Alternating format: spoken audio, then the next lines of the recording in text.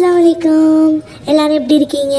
இன்னைக்கு வீடியோல சப்பாத்தி, பரோட்டா, தோசை, இட்லிக்கு கூட அருமையா இருக்கக்கூடிய ஒரு சைட் டிஷ் ரெசிபி தான் பார்க்க போறோம். வாங்க வீடியோக்குள்ள போலாம். ஒரு பேன்ல கொஞ்சமா எண்ணெய் விட்டுக்கோங்க. தாளிப்புக்காக கடுகு, சீரகம், வரமிளகாய், கடலைப்பருப்பு, உளுத்தம்பருப்பு, கருவேப்பிலை எல்லாம் சேர்த்து தாளிச்சுக்கோங்க. கொஞ்சமா பெருங்காயத்தூள் ஆட் பண்ணிக்கோங்க. நீல நீளமா கட் பண்ணி வச்ச 2 பெரிய சைஸ் ஆனியனை ஆட் பண்ணிக்கோங்க. இந்த கிரேவிக்கு ஆனியன் நிறைய ஆட் பண்ணா நல்லா டேஸ்டா இருக்கும். ஆனியன் நல்லா வதங்கறதுக்கு தேவையான அளவுக்கு உப்பு ஆட் பண்ணிக்கோங்க.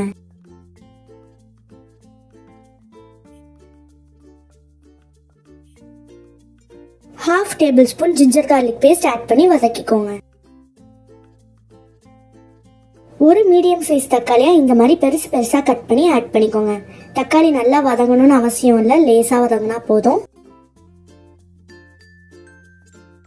½ teaspoon turmeric powder, ½ tablespoon sambar powder add பண்ணிக்கோங்க. உங்க வீட்டில எல்லாம் நீங்க அரைச்சி வச்சிருப்பீங்களா சாம்பார் பவுடர், அதை ஆட் பண்ணிக்கோங்க.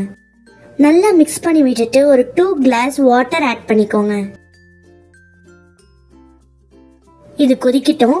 இப்போ ஒரு 1/4 கப் கடலை மாவை ஒரு பவுல்ல கொட்டி அதுல கொஞ்சமா வாட்டர் ஆட் பண்ணி நல்லா லம்ஸ் இல்லாம கரைச்சி வச்சுக்கோங்க.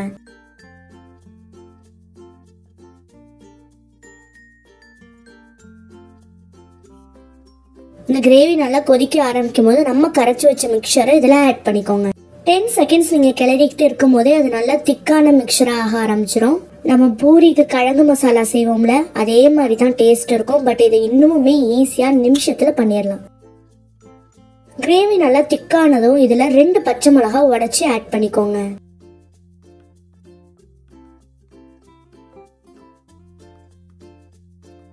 கடைசியா மல்லி இலை தூவி ஸ்டவ் ஆஃப் பண்ணிட்டீங்கன்னா நம்மளோட பேசன் சப்ஜி ரெடி. இது சப்பாத்தி, பரோட்டா, தோசை, இட்லிக்கு கூட சூப்பரான ஒரு சைட் டிஷ்ஷா இருக்கும். உருளைக்கிழங்கு வேக வைக்க வேண்டிய அவசியம் இல்லை, எந்த வெஜிடபிள்ஸும் கட் பண்ண வேண்டிய அவசியம் இல்லை. நிமிஷத்துல இது உங்களுக்கு ரெடி ஆயிடும். அதே நேரத்தில் ஒரு சூப்பரான ஆத்தென்டிக் டேஸ்ட்டும் உங்களுக்கு கொடுக்கும்.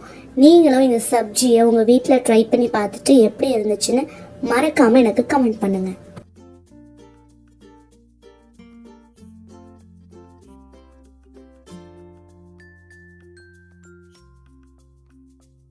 நெக்ஸ்ட் இதே மாதிரி ஒரு அல்டிமேட் ரெசிபியோட உங்களை வந்து மீட் பண்ணுறேன். Until then, bye bye.